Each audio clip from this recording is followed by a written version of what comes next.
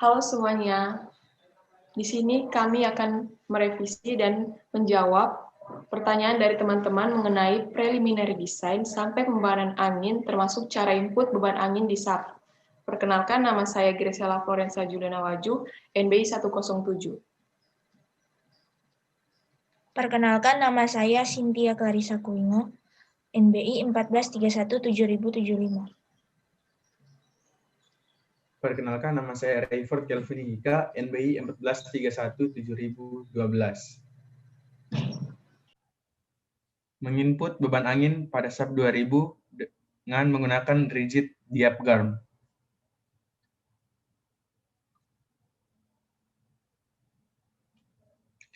Berikut adalah langkah-langkah menginput beban angin pada SAP 2000 menggunakan rigid diaphragm.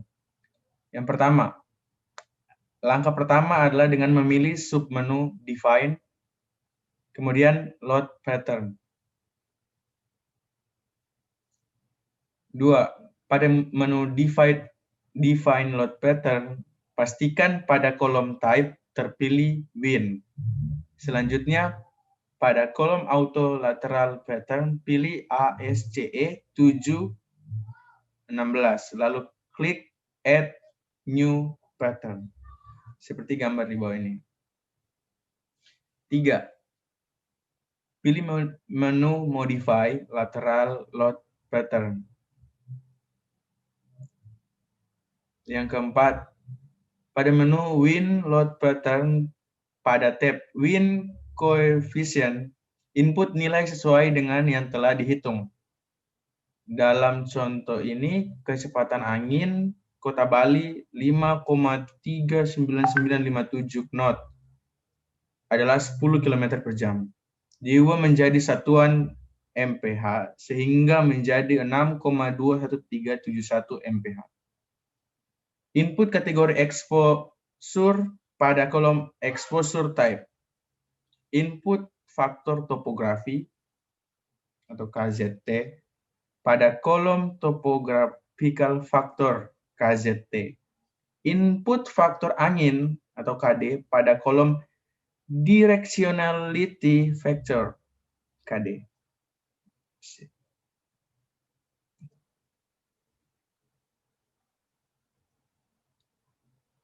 Kecepatan angin dasar atau V. Berdasarkan SNI 1727 tahun 2013 pada pasal 26.5.1, kecepatan angin dasar atau V yang digunakan dalam menentukan beban angin desain dibangunan gedung dan struktur lain harus ditentukan dari instansi yang berwenang sesuai dengan kategori risiko bangunan, gedung, dan struktur. Sehingga data dan kecepatan angin diambil dari Badan Meteorologi dan Geofisika atau BMKG Indonesia. Berikut penyajian datanya. Nah, ini contoh data yang diambil dari BMKG untuk Kota Bali. Jadi didapatkan kecepatan V sama dengan 10 km per jam. Dan V sama dengan 2,778 meter per detik.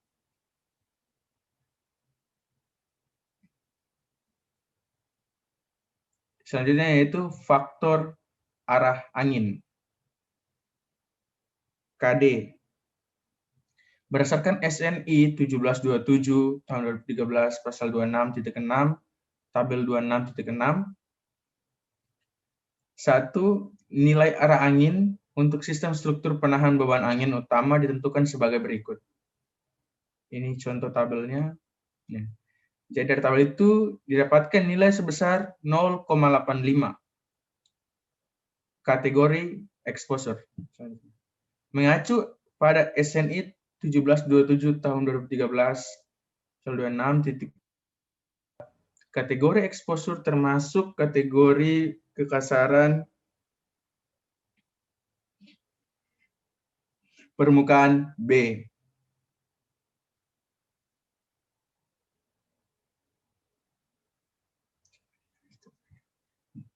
Ya, selanjutnya yaitu faktor topografi KZT. Mengacu pada SNI 1727 tahun 2013, karena kondisi bangunan tidak memenuhi semua kondisi dalam pasal 26.8.1, sehingga diperoleh nilai KZT sebesar 1,0 menurut pasal 26.8.2. Selanjutnya yaitu koefisien tekanan eksternal atau CP berdasarkan SNI 1727 tahun 2013. Gambar 27.4. Dan ini adalah tabel dari koefisien tekanan eksternal dinding. Dan seperti ini gambarnya. Sumbernya dari SNI 1727 tahun 2013. Gambar pengaruh angin terhadap dinding. Selanjutnya yang kelima, pada tab wind exposure parameters, wind direction angle tetap dengan nilai 0 karena akan menyesuaikan dengan case-nya yaitu ASCE 7-16. Maka arah angin akan mengarah pada bangunan yang kita desain. Bersamaan dengan kolom create all case, artinya arah angin yang akan dihitung adalah dari keempat sisi bangunan seperti pada gambar 3.10 SNI tahun 1727-2013. Yang keenam, pilih menu Define, kemudian klik Join Constraints.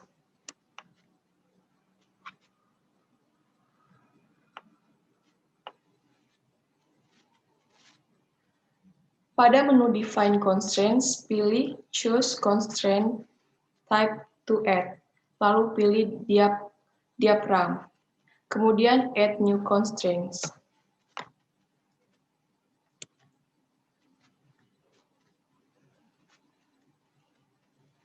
Pada menu Diaphragm Constraints, tidak ada yang perlu diubah, lalu klik OK.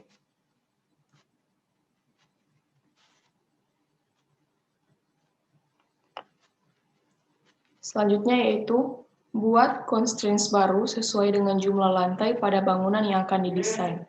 Dalam kasus ini, bangunan menggunakan 5 lantai sehingga ada 5 constraints.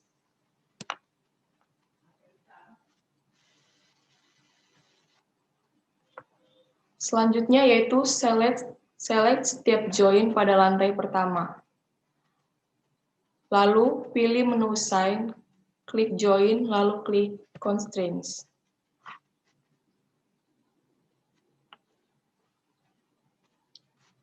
Pada menu Assign Joins Constraint, sesuaikan diap 1 untuk seleksi tiap join pada lantai 1, diap 2 seleksi pada join untuk tiap lantai 2, dan seterusnya sampai lantai teratas yang didesain.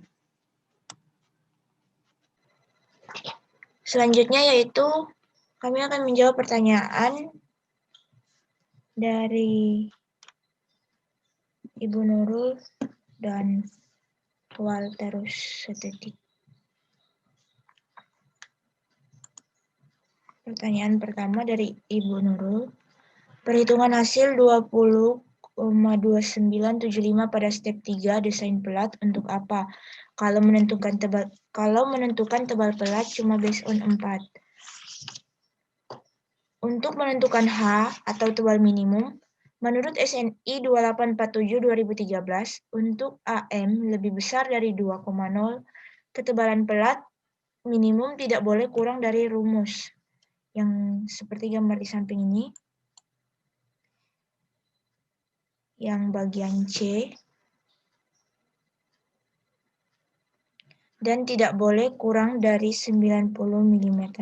Jika pada step 3 hasilnya kurang dari 0,2, maka rumus yang digunakan untuk menentukan tebal pelat minimum pun berubah.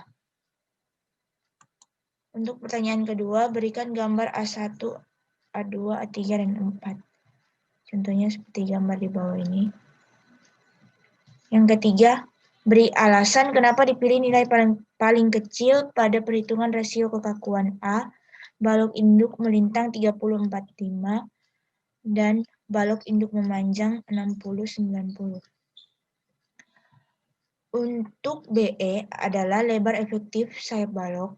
BE digunakan untuk mencari faktor modifikasi atau K di mana faktor modifikasi tersebut untuk mencari nilai inersia penampang. Lebar efektif BE diambil nilai terkecil karena lebih aman. BE kecil, maka nilai faktor modifikasi akan lebih kecil juga, dan nilai inersia penampang akan lebih kecil juga. Selanjutnya, yang keempat, beri alasan kenapa 0,75 pada perhitungan total beban untuk beban hidup. Karena koefisien reduksi untuk beban hidup rumah sakit, menurut PPIUG tabel 3.3, halaman 21, contohnya adalah gambar di samping, untuk rumah sakit, perumahan atau penghunian, itu adalah 0,75. Bisa dilihat untuk perencanaan balok induk dan portal. Nilainya adalah 0,75. Selanjutnya yaitu pertanyaan dari Walter Rusetitit. Beri alasan kenapa dipilih nilai paling kecil pada perhitungan BE. BE adalah lebar efektif sayap balok. BE digunakan untuk mencari faktor modifikasi, di mana faktor modifikasi tersebut untuk mencari nilai inersia penampang. Lebar efektif BE diambil nilai terkecil karena lebih aman. BE kecil, maka nilai faktor modifikasi akan lebih kecil juga. Dan nilai inersia penampang akan lebih kecil juga. Selanjutnya yaitu saran dari Bang Henry. Pada perencanaan dimensi penampang balok, step 3, 2/3 mestinya jadinya 0,67 bukan 0,3. Saran tersebut diterima, tapi menurut SNI 2847/2013 pasal 21.5.1.3 lebar komponen BW tidak boleh kurang dari yang lebih kecil dari 0,3H dan 250 mm. Makanya digunakan 0,3H. Sekian dan terima kasih.